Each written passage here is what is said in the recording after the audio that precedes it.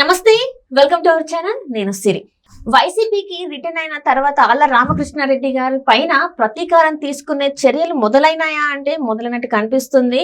అంటే షర్మిల గారు తన కొడుకు పెళ్లి అయిన తర్వాత ఎలాంటివి అంటే వెంటనే కొన్ని చర్యలు తీసుకోవడం జరిగింది. జగన్మోహన్ మీద అయితే కొన్ని వ్యాఖ్యలు చేయడం జరిగింది. ఇంతకు తను తీసుకున్న ప్రతీకారం ఎలా ఉంది ఏంటి అనేది వివరించడానికి మనతో పాటు ఉన్నారు ప్రముఖ సీనియర్ జర్నలిస్ట్ దుర్గా కుమార్ గారు. నమస్కారం సార్. నమస్తే మన వీక్షకులు కూడా నమస్కారం సార్. ఇప్పుడు మన ఆళ్ల రామకృష్ణారెడ్డి గారు మళ్ళీ తన సొంత గుడికి రీఎంట్రీ ఇచ్చారు, అంటే వచ్చేసారు కాంగ్రెస్ నుంచి వెళ్ళి. నెల రోజులు కూడా అక్కడ ఇవ్వలేని పరిస్థితి అంటే నెలకొందా తనకి? ఎందుకు అటు వెళ్ళారు, ఎందుకు మళ్ళీ వచ్చారో ఎవరికి అర్థం కాలేదు.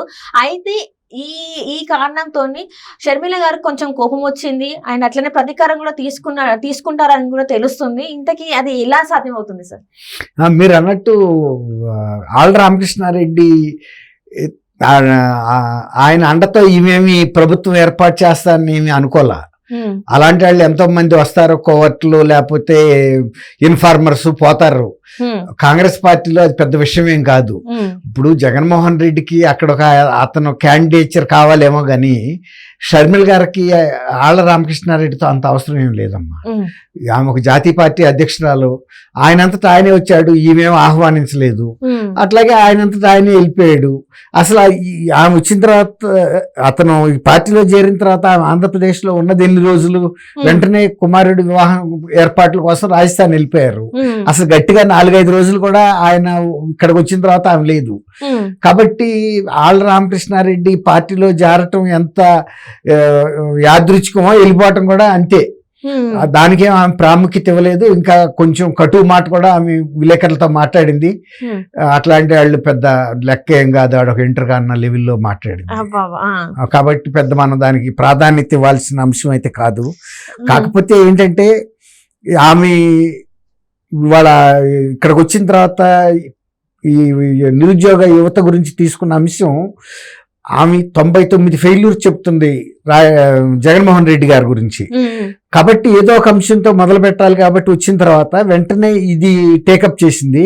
టేకప్ చేసి అసలు ఆమె ఉనికికి వీళ్ళు ఎంత భయపడుతున్నారు అనేది అర్థమవుతుంది. పోలీసులు, ఆంధ్రప్రదేశ్ పోలీసులు కానీ ప్రభుత్వం కానీ. అసలు ఆమె డిఎస్సి క్యాండిడేట్స్ తరఫున సపోర్ట్ గా వచ్చి చలో సెక్రటేరియట్ అని కార్యక్రమం పెడితే ఆమెని గత రాత్రి నుంచే ఆంధ్రరత్న భవన్ అని కాంగ్రెస్ ఆఫీస్ ఉంటుంది. అది చాలా చిన్న ప్లేస్ లో కట్టిన ఆఫీసు. అందులో ఆమెను బంధించారంటే ఒక మహిళని పోలీసులు బయటకు వస్తే అరెస్ట్ చేస్తామన్నారు. బిల్డింగ్ కిను అసలు ఆ గేట్ కూడా పెద్ద మెయిన్ గేట్ కూడా ఉండదు, మామూలు ఇళ్లకుండే డోర్ లాంటిది, గ్రిల్ డోర్ అంతే ఉంటది, ఫ్యూ యార్డ్స్ ఉంటది అంతే. అట్లాంటి ఇంట్లో ఆమెని బంధించేసి పోలీసులు చుట్టుముట్టారంటే నాకే ఆశ్చర్యంగా ఉంది. ఎందుకంటే నేను విజయవాడలో రిపోర్టర్ గా పనిచేశాను, నాకు తెలుసు ఆంధ్రరత్న భవనం. దాదాపు ఐ థింక్ ఒక 70-80 years గా అది ఆంధ్రరత్న భవనం కాంగ్రెస్ కార్యాలయం. అది ఇప్పుడు ఆ గతంలో విజయవాడ కృష్ణా జిల్లాకే ఉండేది, ఇప్పుడు పిసిసి కూడా అదే వాడుకుంటారు. ఇక అంతకన్నా విజయవాడలో లేదు కాబట్టి అందులో ఆమెని దిగ్బంధించారంటేనే చాలా అన్యాయం అనిపిస్తుంది. అది కరెక్ట్ పద్ధతి కాదు. కావాలంటే ఆమెను తీసుకెళ్లి ఇంకెక్కడైనా ఒక గెస్ట్ హౌస్ లో పెడితే అది ఒక రకంగా ఉండేది. ఆమె రాత్రి ఒక బెడ్ వేసుకుని, దాన్ని ఏమంటారు, ఆ బెడ్ మీదే పడుకుంది, కింద నేల మీద వేసుకుని. అంటే చాప కాదండి, చాప పైన చిన్న పొరుపు లాంటిది వేసుకుని పడుకుంది. కానీ పక్కనే టేబుల్, చైర్స్ అన్ని ఆఫీస్ రూమ్ లో ఒక పక్కన పడుకుంది అంతే. ఆమెకేమి అసలు మెసలటానికి కూడా లేదు. అక్కడ సరైన టాయిలెట్స్ కూడా ఆ పార్టీ ఆఫీస్ లో ఉండవు. మరి ముఖ్యంగా లేడీస్ కి సంబంధించి స్నానాలు ఏం చేయటానికి కూడా అంత ఇబ్బందికరమైన వాతావరణం. మరి వాళ్ళు ఆమెని ఎందుకు అంత ఇబ్బంది పాలు చేశారో అర్థం కావట్లా. ఒక పిసిసి ప్రెసిడెంట్ కదా ఆమె. తర్వాత రెండోది, జగన్మోహన్ రెడ్డి గారికి కక్ష ఉంటే ఉండొచ్చు, కానీ మహిళల్ని అలా ఇబ్బంది పెడితే ఏ ప్రజలు కూడా సహించరు. అంటే ఇదంతా గమనించట్లేదు అనుకుంటున్నారా? మరి రాష్ట్ర ప్రజలు ఇట్లా చేస్తుంటే ఇప్పుడు బయటికి వెళ్ళి అంటారు నా అక్క నా చెల్లి అని చెప్పేసి ప్రజలు అన్నప్పుడు, మరి సొంత చెల్లిని ఇంత ఇబ్బంది పెడుతుంటే ప్రజలు గమనిస్తుంటారు కదా. ఇది గమనిస్తారని చెప్పి మన జగన్మోహన్ రెడ్డి గారు ఎందుకు అనుకోవట్లేదు? అదే నాకు అర్థం కావట్లేదు. ఇప్పుడు నా చెల్లి, ఇప్పుడు ఆమె కూడా చెల్లే కదా, నిజమైన చెల్లి. పని నువ్వేమో ఆమె కోసం నేనేం ప్రత్యేకంగా ఆర్గ్యుమెంట్ చేయట్లేదు. కానీ అలాంటి పార్టీ ఆఫీసులో ఒక మహిళని రాత్రి అంతా దిగ్బంధించి పంపించడం పని వేరే మహిళా కార్యకర్త కానీ లేకపోతే ఇంకో నాయకురాలైనా కూడా తప్పేనంటాను నేను. కావాలంటే ఇంకెక్కడన్నా తీసుకెళ్లి ఏదైనా గెస్ట్ హౌస్ లో పెట్టండి, లేదు మహిళా పోలీస్ స్టేషన్ లో పెట్టిన అదొక రకం. ఇది మరీ అన్యాయంగా అనిపించింది. ఆ రకంగా ప్రాముఖ్యత పెరుగుతుంది, జగన్ ప్రభుత్వం పట్ల వ్యతిరేకత పెరుగుతుంది. మహిళల్ని ఈ విధంగా ఇబ్బంది పెట్టడం, నువ్వు ఆమెనే ఇంత ఇబ్బంది పెడుతున్నావు అంటే ప్రజల సమస్యల కోసం పోరాడుతున్నావని, నువ్వు ఇతర మహిళల పట్ల ప్రేమతో ఆదరణతో ఉంటావని ఎట్లా అనుకుంటారు ఎవరు మాత్రం? ఆమె సొంత పని మీద చేస్తుంది ఆ ఉద్యమం. నిరుద్యోగులు ఇప్పుడు ఆయనే చెప్పాడు 30,000 ఉద్యోగాలు ఉన్నాయి, ఈ ప్రభుత్వం పట్టించుకోవట్లేదు, నేను వస్తే మెగా డిఎస్సి పెడతా అని. ఇవాళ 6,000 కూడా నువ్వు మెగా డిఎస్సి పిలవలేదు. 26 రోజులు టైం ఇచ్చారంట. ఒక్కొక్క రోజు ఒక్కొక్క క్యాండిడేట్ 5 పుస్తకాలు చదివితే గానీ ఆ సిలబస్ పూర్తి కాదంటున్నారు. ఆమె చెప్తుంది. అట్లా పిల్లల్ని అంత టెన్షన్ లో పెడితే ఎట్లా? కొంచెం సఫిషియెంట్ టైం. ఇవాళ నువ్వు 5 ఏళ్ల నుంచి ఉన్నావు పరిపాలనలో, నీకు తెలుసు ఎన్ని ఉద్యోగాలు ఖాళీలు ఉన్నాయను. చివరి నోటిఫికేషన్ వచ్చే 15 రోజుల ముందు 20 రోజుల ముందు ఈ నోటిఫికేషన్ విడుదల చేయటం, జాబ్ నోటిఫికేషన్స్. తర్వాత ఎన్నికలు కూడా అదే టైంలో వచ్చేటప్పుడు ఒకసారి వాయిదా పడతాయి, అవునా కదా?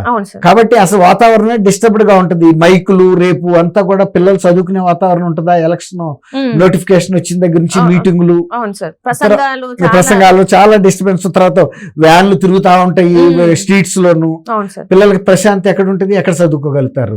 అందువల్ల ఇవాళ షర్మిల్ గారిని ఒక రకంగా హైలైట్ చేసి, ఇప్పుడు గతంలో తెలంగాణలో కనుక బీఆర్ఎస్ పార్టీ రేవంత్ రెడ్డి గారిని మాటకి అరెస్ట్ చేసి వేధించడం వలన ఆయన కేసీఆర్ కన్నా మించిన నాయకుడు అయ్యాడు. ఇప్పుడు జగన్మోహన్ రెడ్డి గారు కూడా షర్మిల్ గారిని ఈ విధంగా గనక వేధింపులకు గురి చేసి పోలీసులను పెట్టి ప్రతిచాట దిగ్బంధనాలు చేస్తే షర్మిల్ గారి పేరు మొత్తం రాష్ట్రం అంతా మారిపోయిపోతుంది. మహిళలకి సానుభూతి ఏర్పడుతుంది. 50% ఓటర్స్ మహిళలే ఉన్నారు. కాబట్టి ఒక రకంగా ఆయన చేస్తున్న పని ఆయన పార్టీకి ఆయనే నష్టం చేసుకుంటున్నాడు. అంటే ఇది ఎంత చూస్తుంటే సార్, ఇప్పుడు ఆలపు రామకృష్ణ రెడ్డి గారు అట్లా బయటికి వెళ్ళడం, పార్టీ నుంచి బయటికి వెళ్ళడం, మళ్ళీ ఆ పార్టీలకే తిరిగి రావడం, ఇదంతా జగన్ గారి స్క్రిప్ట్ అనుకోవచ్చా సార్? మరి మనం జగన్ గారి స్క్రిప్ట్ అనే జనం అనుకుంటున్నారు. తర్వాత ఈ పార్టీ పట్ల కూడా ప్రజల్లో ఒక గౌరవభావం అనేది పోయింది. నిన్నేమో చెడ్డ చిట్లన్నీ తిట్టి వెళ్ళిపోతే జగన్మోహన్ రెడ్డి గారు అంత పౌరుషం లేకుండా మళ్ళీ అతన్ని తీసుకొచ్చుకుని పార్టీలోకి ఆలింగనం చేసుకోవాల్సిన అవసరం ఉంది.